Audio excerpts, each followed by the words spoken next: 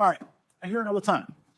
You want to turn your side hustle into something more. You want to turn your hobby into your livelihood. You're sick and tired of working by the hour for somebody else. You want to go pro. What's doing pro mean? It means making money. So we're going to start a series here. It's going to be our Going Pro series, in which we're going to talk about what it actually takes to take that next step up to where you can be profitable. What I know about that, I started my business with a borrowed sawzalls and Harbor Freight hand tools. Just took one opportunity after another to turn into what it is now. So I want to share some of the things that I learned along the way, and I want to answer some of your questions. So go ahead, get subscribed, and let's get this series kicked off with the 4 main power tool purchases, the big ones that you need to make to go pro. Okay, let's get started with number 1. It's the big one that everyone talks about. I'm going to assume that you have some hand tools. I'm going to assume that you have your drills and stuff like that. We're going to focus on the big tools today, right? And the biggest thing, the theme here, is that it gives you capabilities. It gives you that ability to take the next step to be more profitable, things like that. And we're going to start with the cliche, the heart of everyone's shop, the table saw, right? We all know, but I got a little bit of a different take on it. So I've used a lot of different table saws. Going back to high school shop class, we got a Powermatic. The thing was awesome. I've used saw stops. I've used all sorts of stuff, but I really only owned 3. And I started off with job site table saws, which you can 100% do. Listen, I've done great work on an 8¼ inch DeWalt job site saw. I still have that saw. I just only use it on job sites now. What I went to was this Delta here. And it's the big, this is my thought process on it. Do not spend all your money on your table saw, right? You don't need it. Like, there's the law of diminishing returns, right? So this saw right here is going to rough you $600 to $700. I don't know what it is off the top of my head. I spent about $600 on this. All right, even if it's $800. Is a $1,200 table saw going to do much more than this saw? No, probably not. What about an $1,800, a $2,000? Like, how much money do you have to spend before you get a very significant increase in capability out of a table saw?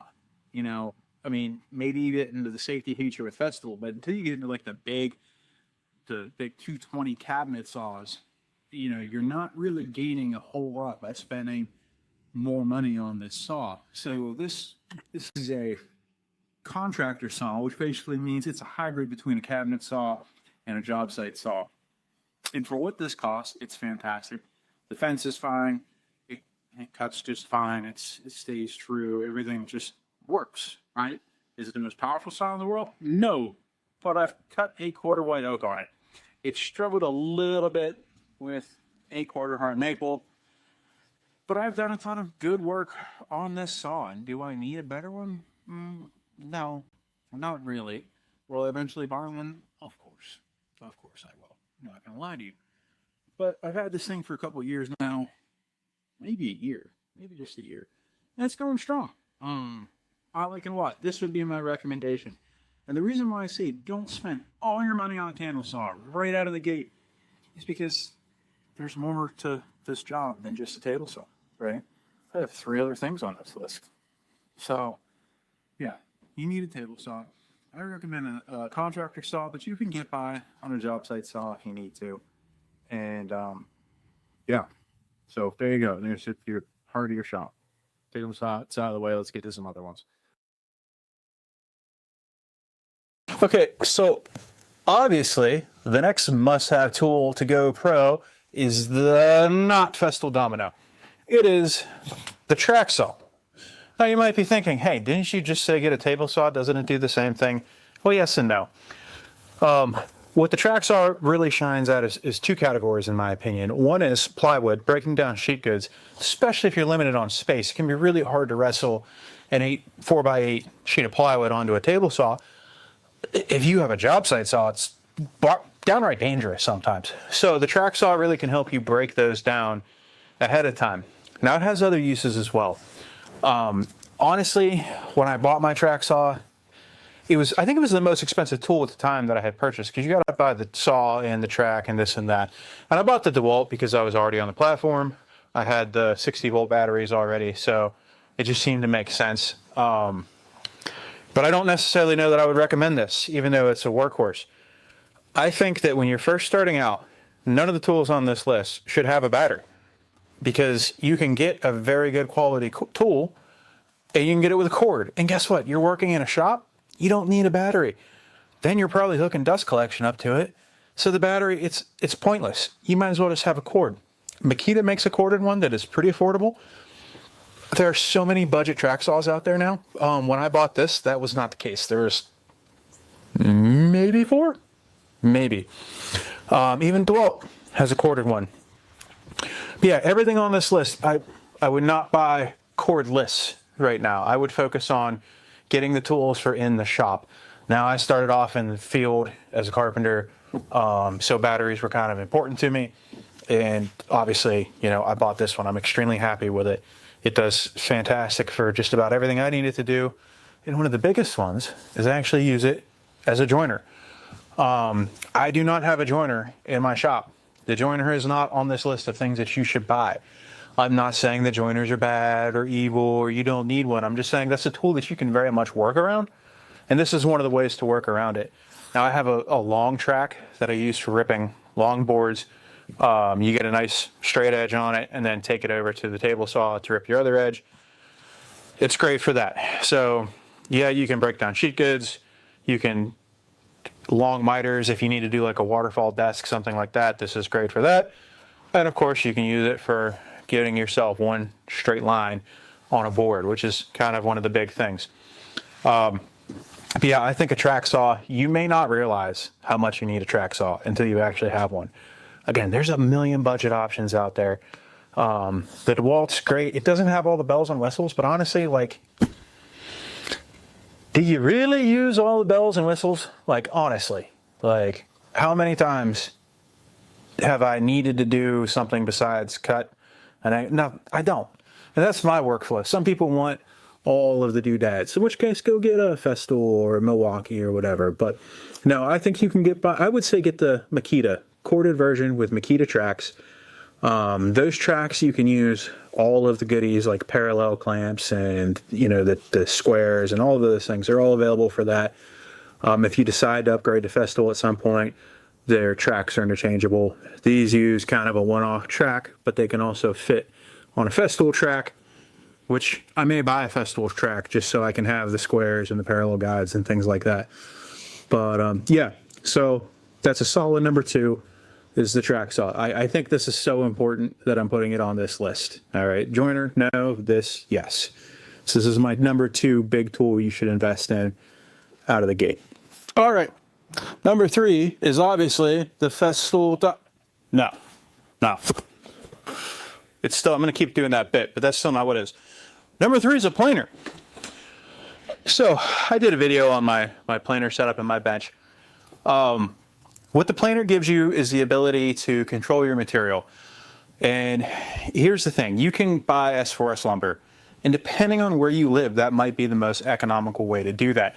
I'm fortunate to live in Northeast Ohio. We're technically part of Appalachia. We have all sorts of rolling hills and tons of hardwoods. And I have a local sawmill that I can get kiln-dried lumber, I can hand select. So it makes way more sense for me to mill my own lumber than it does for me to buy S4S. The only time I buy S4S is if I'm building cabinets. So all my stiles and rails for my doors and all my face frames, they're all pre-milled maple or poplar. That is the only time that I buy pre-milled stuff. Also, this tool right here is not on the list. This is a hinge boring machine. Just ignore that. But yeah, a planer is definitely one of those things. It's going to give you a ton of capability. Now, I have a dust collector, but originally I just basically ran a tube to a dust right bag, and that was my dust collection on it. I'm not putting a dust collector on this list. I think you can get by with Shop-Vacs to start. You don't want to run this in a Shop-Vac, though. It'll pretty quickly overwhelm it. So I used to just always run it into a dust right bag. And the other thing I did with this is I upgraded it to the helical head. That is not necessary, but it's a big help. Now, do you have to buy this planer? No. There's tons of planers on the market. However, I don't know that I would go super cheap. I think that this is the planer that I would recommend. This is the DW735. I think that you can use this thing for a very long time. So the price difference of like saving $300, you're going to be spending way more down the road to upgrade. So I would say buy this first without the Helix. You can add that if you have the money. It's great to have. But yeah, so the planer to me, my business couldn't exist without it. This is a brush tool. I have extra brushes on hand because I've worn them out several times. It's just part of it. But yes, I would say that the planer is the number 3 tool on my list. Do you need to build it into a full length bench? Absolutely not. If you don't have the space, don't do that. If you have the luxury of having space and you could have 2 extra workbenches to double as your in-feed, out-feed, you can eliminate snipe. Boom, you're in good shape. So yes, the planer is number 3 on this list. Again, they don't know that they don't make a battery powered planer, but this is a corded tool. This is one of those things that's a game changer for you. It's going to give you a ton of capabilities. You'll notice that everything on this list gives you more capabilities. Okay, so this is number 3, the planer. Let's go on to number 4, which is kind of a cluster. I don't know why I'm telling you now. Let's just get to number 4.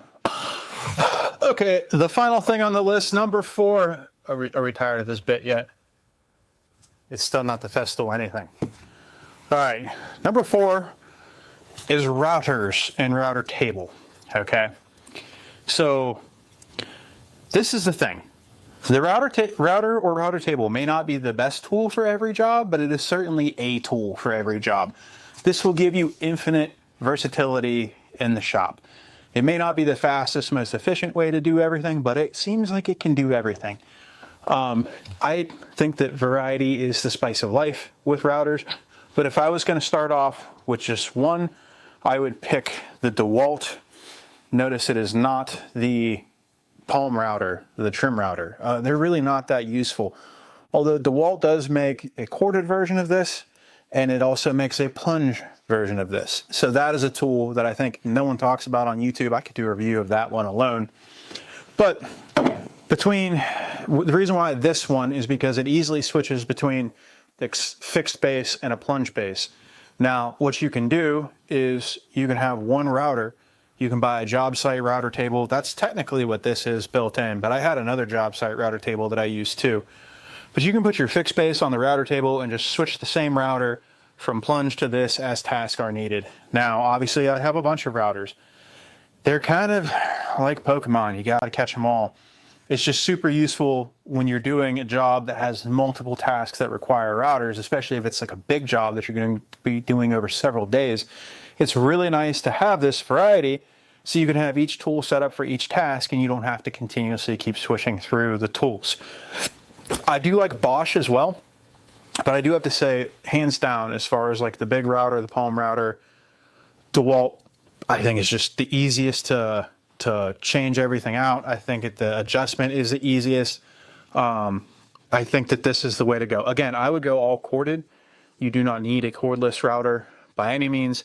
DeWalt has corded, cordless. Most companies do. Some routers, like Rigids, are kind of trash. Robies are kind of trash. I don't really care for the Milwaukee one. Porter Cable actually makes some really nice routers. Bosch makes really nice routers, and obviously Festool makes tremendously nice routers, and you pay every penny for them. But it's not just the routers, it's the accessories and it's the bits.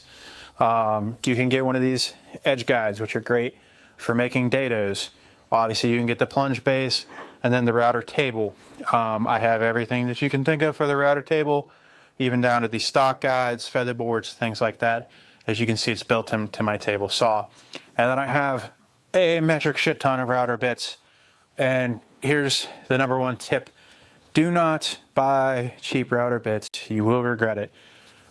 If you want to go buy one big set of cheap ones, and then as you burn out quickly the ones that you use a lot, replace them with good ones, that's not a bad route to take.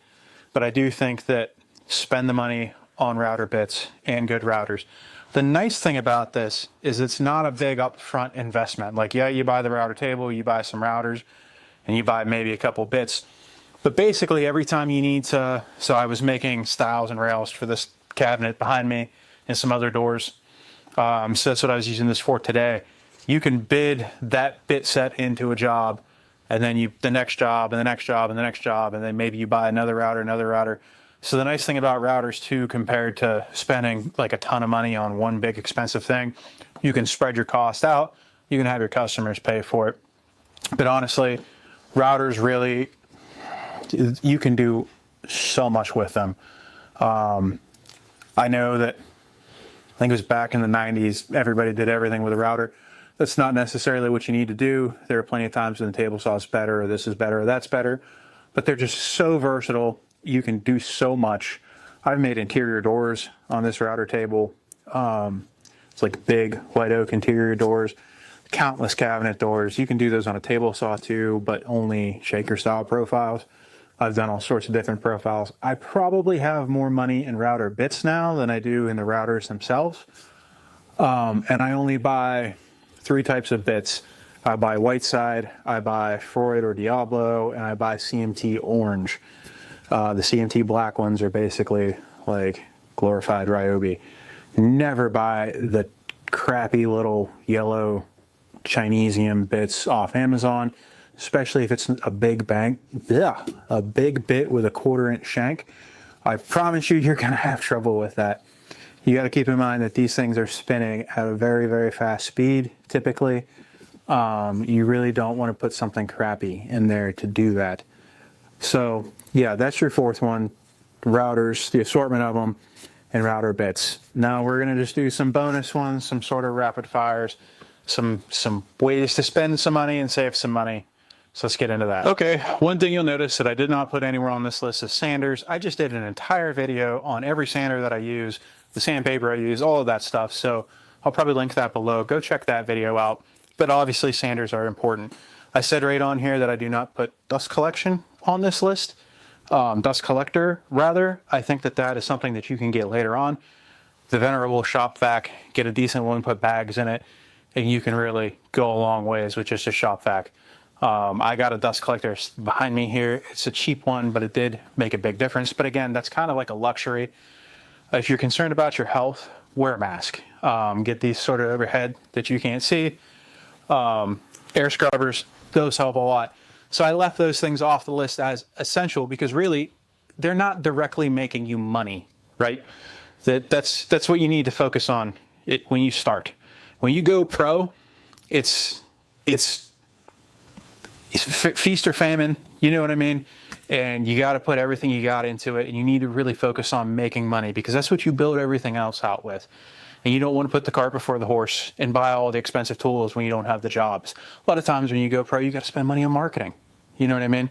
If you spend $1,000 on a dust collector, or you can spend $1,000 on marketing and get $10,000 worth of work, how would you want to spend that money, right? So when you switch into business, you have to have a business mindset.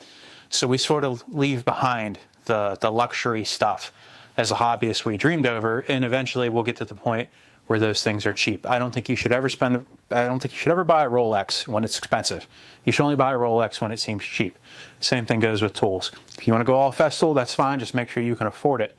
That's the tough thing. And it may seem easy. Oh, I'm definitely affording it. But you never know with business, that paycheck can dry up for a little bit. So yeah, when you first start off, you should really be paying attention to your budget and things like that. Now, some bonus tips. Bits. I mentioned on here, you buy quality saw blades. I mentioned about upgrading to the Helix. I mentioned about quality router bits. The important thing there is that you'll notice is that the part that's making connections with the wood that's doing the job, I want that to be as quality as possible. I want to spend more money on blades, on cutter heads, on router bits, and that goes for everything. Like I said in my sanding video, your sandpaper, spend your money there. And this is a big one that I see constantly. Why do people do this? They buy this really expensive drill or really expensive impact driver, and then they go to Walmart to buy bits, and those bits suck. If you gave me the choice between a Festool drill and the worst bits in the world, or a Ryobi drill and the Milwaukee or DeWalt bits, I think both are great. I'm taking the Ryobi drill all day long because I don't feel like dealing with shitty bits. You shouldn't either. So I would definitely never go cheap there. Never go cheap on your bits, on the things that are actually making contact, doing the job. Because every time you go cheap there, all it does is it adds more work. If you buy crappy saw blades, you're sanding out all the saw marks. If you buy crappy router bits, you're sanding out all your profiles. You're just basically burning time. So you don't want to do that. So buy good bits. That's one of those bonus things. Here is another bonus bit. Told you Shop-Vacs are the way to go. But with that, you need these. I get these for like $10 on Amazon. and I absolutely will not work without them. I buy 4 at a time. I usually get about 2 years out of them, maybe a year, then they break inevitably, but they cost 10 bucks each. Okay. And they roll around with me. This one is my dust collector. You heard that kick on, and this one is my main Shop-Vac. You heard that kick on. I cannot tell you how much I hate running back and forth to the Shop-Vac to turn it on, go do my thing, turn it off. It's not happening. This one right here, it sits in my trailer. My job site saws do not have any kind, like my battery saw is the saw. On the job site, I don't have anything connected to where it just automatically turns on. So I use these to kind of whatever I need to do. That's how I'm doing it. So yeah, these right here, 10 bucks, great investment. Just throwing this in here as a bonus because frankly, it doesn't deserve a video on its own, but there you go. I want to throw a 5th honorable mention on this list that I would almost throw in, but there are circumstances where you don't need it. And that is nope, we're still doing that bit. I just recently bought my Festool Domino. I've been working for years without it. Is it a fantastic tool? Sure. But you don't need it by any means. It can be helpful. But again, it's like the Rolex, only buy it when it seems cheap. Okay, so my honorable mention to this is the miter saw. I came up as a carpenter. I used a finished carpenter by trade. If you know what you're doing, you can set one of these up beautifully. It can be extremely efficient. I'm doing a video right now that'll come out either before this or right after this of like how I make cabinet doors in big batches, and batching everything out on this is just so quick, so easy. So if you have the space and if you buy a good one, not a shitty one, we're not buying a miter saw because of dust collection or because of how much space it takes up. We're buying a miter saw because of how accurate it is, how long it stays that accurate, things like that. I could probably do an entire video on miter saws if you guys want to see it. Throw it out there, but most woodworkers are just downright wrong about miter saws. It can be a very precision tool. But so that's my honorable mention. If you have the space for one, by all means throw it in there because it can really, instead of cross-cutting everything on your table saw, you can do it much quicker with this, very accurate, longer pieces, things like that. So that's my honorable mention. Okay, so there it is. There's the 4 main tools, the big tools you should purchase with a bonus, some bonuses in there, and a runner-up. If you got anything out of this video, please leave it below. I'm going to be doing more of these. I need your comments. I need you to tell me what you need to know as someone who's just started or whatever it is. What questions do you have so I can answer them? If I don't know, I'm not going to bullshit you. Just be blunt. And as you can tell, I have a bunch of tools that are not in here on that list. But get subscribed. I already have the next 2 videos are going to be coming out here within the next month. One of them is going to be which battery platform you should choose, and the other one is going to be how to set up your shop to be the most efficient. So thank you so much for watching. I hope to see you again. Until next time, just go build shit.